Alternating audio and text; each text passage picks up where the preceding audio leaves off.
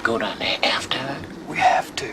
It's her or it's us. Hello and welcome to another bad movie review. This time we are looking at Mountaintop Motel Massacre. This is a 1983 film, runs about 96 minutes, rated R, and it is a slasher film. This is also known as Mountaintop Motel and Horrors at Mountaintop Motel. We start off with a little title card that says that a woman named Evelyn Chambers has been released from the Arkansas State Mental Institution after about 3 years of inpatient treatment. Now, she is there with what appears to be her daughter, Lori, who looks to be in her late teens. And Evelyn is running a motel on the side of the road that rents out little cabins. And she's out in her garden doing some gardening when she sees this sinister-looking hamster. And when Lori doesn't come out to grab it right away, she puts an end to that in a very bloody way. There's a lot of blood in hamsters, apparently. So the movie does not mess around. Immediately, we learn that Evelyn is incredibly mentally unstable and has some severe mental health issues. We do see that Lori is not a normal child either, as she puts a little bow on her bunny rabbit and takes it down into a creepy basement to have a little tea party with a goat and a picture of her dead father. And she begins trying to summon spirits. Evelyn doesn't like this and things go horribly wrong. Unfortunately, there is a whoopsie and Evelyn begins to kind of lose her marbles. She does remember to stage it as an accident, but we quickly see that she is in fact still very mentally disturbed. So while the sheriff is a little suspect of her, there's not much he has to work with just yet, other than, the dead body. So I guess Lori's tea party is ruined, despite what anybody might think otherwise. I don't think the bunny rabbit had a very good time, but we never see it again, so I don't really know what happened there, but I'm pretty sure it died. I didn't count that one or the hamster, though. When we do meet the sheriff, a couple of medics come in and pretend to do some really lazy first aid, and we also meet the Reverend. Now, Reverend Bill McWiley, or McWiley, I don't know. He is staying at the Mountaintop Motel, and he's apparently like a traveling preacher type, must do like revivals or something. He also has a little bit of a drinky problem, but after the funeral for Lori, we do start to see people filtering into the motel. Now, we get a carpenter, laborer type named Crenshaw, and then we meet some newlyweds who can't afford to go to a nicer place, so they're sort of poverty honeymooning. Then we have two female cousins that get kind of stranded and end up getting a ride from a guy named Al, who tells them that he is a record executive and the most transparently blatant lie in history. But he does give them a ride to the motel because that's where he is going, and he's of course hoping for some saucy shenanigans to ensue. The most interesting part so far for me was that the motel rooms were only $7. Now, in even 1983 money, that's cheap, so you kind of get what you pay for with situations like that, but what a deal. Sure, there's a little bit of murder and the place is super run down, but $7 for a one-night stay at a mountain resort, I mean, that's a pretty good deal if you could survive the night. Now, they do kind of give you an impression as to where this place actually is, which is very unusual in horror films. They generally like to keep it a little vague, but they do specify that it's on Route 71, about 20 miles north of Mena, Arkansas. And we learn that from the so-called record executive Al, as he's on the phone, because he has a car phone. Not a mobile phone, a car phone. It's the 80s, remember, there were no cell phones, with his secretary. So that was actually pretty interesting for me, that they were fairly specific about the general whereabouts of this place. Now, about half an hour into the film, we get to see some wet t-shirts, so you get kind of a glimpse of some plot points, but not a real good look. There's only one plot in this whole film, so if that's what you're here for, you're in the wrong horror movie. So when Al takes the ladies up to the Mountaintop Motel, one of the interesting MacGuffins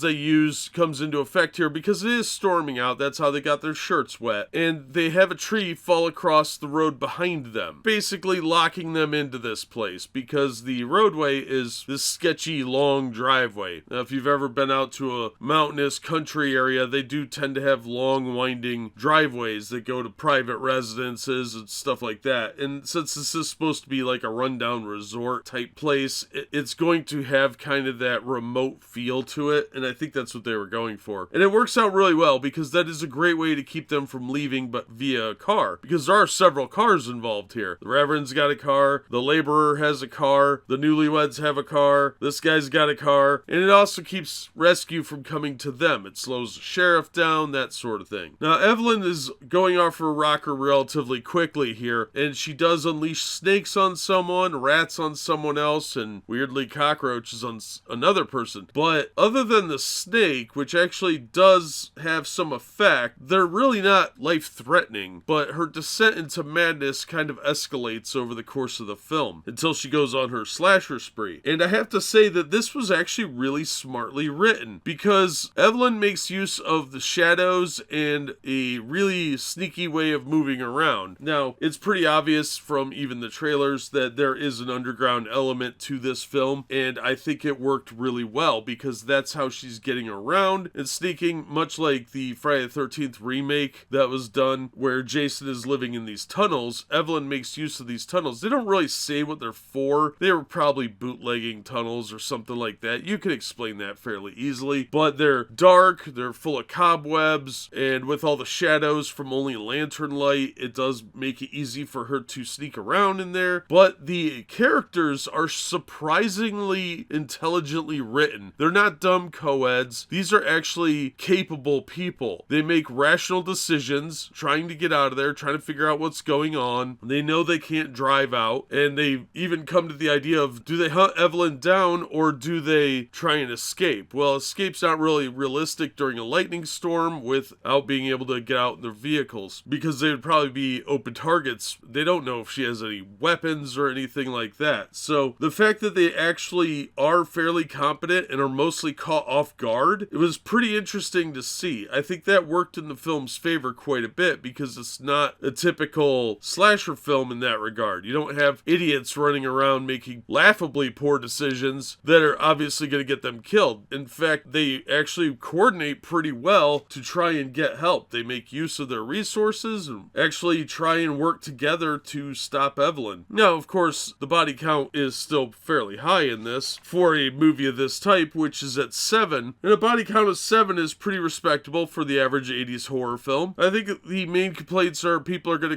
going to see that it's a little slow in spots, but honestly, I didn't have too much problem with that. Early on, the camera work looks a little rough, because they give you all these weird angles and some weird close-ups, but as the movie progresses, it looks better as it goes, and a lot of the weird angles actually work to create a little bit more of an environment for the atmosphere of the film. And the Mountaintop Motel actually becomes sort of a character in itself. It has this sort of feel of a decrepit, rundown place, but at the same time, it also kind of applies to Evelyn's mental state, because on the surface, it just looks like a normal, rundown, older place, but then under the surface is all sorts of crazy stuff. There's dead animals and weird drawings and horrifying imagery in this cellar area where they had the little tea party, and it really does kind of show the madness that way, that you're in this maze of her mind, and I thought that worked out really well. And of course, her kid's room is all creepy too. Her kid had all the weird pets and a Ouija board and some other nonsense floating around, broken dolls, that sort of thing. And we even see a ghost at the end, strangely. I don't know what that was supposed to be all about, but I guess that's sort of a sequel setup. Now, the final fight in this film is different than the original production. It was reshot as an add-on, and it kind of looks a little disjointed when you see it, and you get some heavy music playing with some sounds added in, voices here and there, but you don't actually see them talking, so it's obviously dubbed in, but it kind of works for the scene that they're doing, because they filmed it later on and kind of tacked it onto the film, because the original one was just a gunshot and it's over. That's not the case here, because they wanted a more gory ending, a little bit more of a lurid, bring in the kids kind of gore fest, but it's really not that gory, but it is a lot more complex than just a gunshot. And they do reference the gunshot later on by one of the other survivors, so you're a little weirded out because you never actually see that gunshot in this ending. And I think that ending was only actually seen on the Dutch VHS version, so finding that is going to be really difficult, because I don't think the original ending is even on the Blu-ray release. Now, my DVD copy didn't have anything more than a trailer, but the Blu-ray release does have some audio commentary and some interviews and a nicer 2K release, so I would definitely recommend that version. The acting was surprisingly good too. I was surprised that this is one of the only films for a lot of the cast members because they're pretty solid B-movie actors. This was Major Brock's only film. I thought he was one of the more standout members of the cast. And there are a handful of recognizable faces, but most of these people are not typical actors, and that really did impress me that they did such a good job with a movie like this, because it's obviously a B movie, but that was the beauty of it, is that everybody actually did a really good job for a B movie. They were mostly not normal actors. They weren't highly trained or anything like that, and with only a few credits to their names in some cases, they handled themselves pretty well. But overall, this is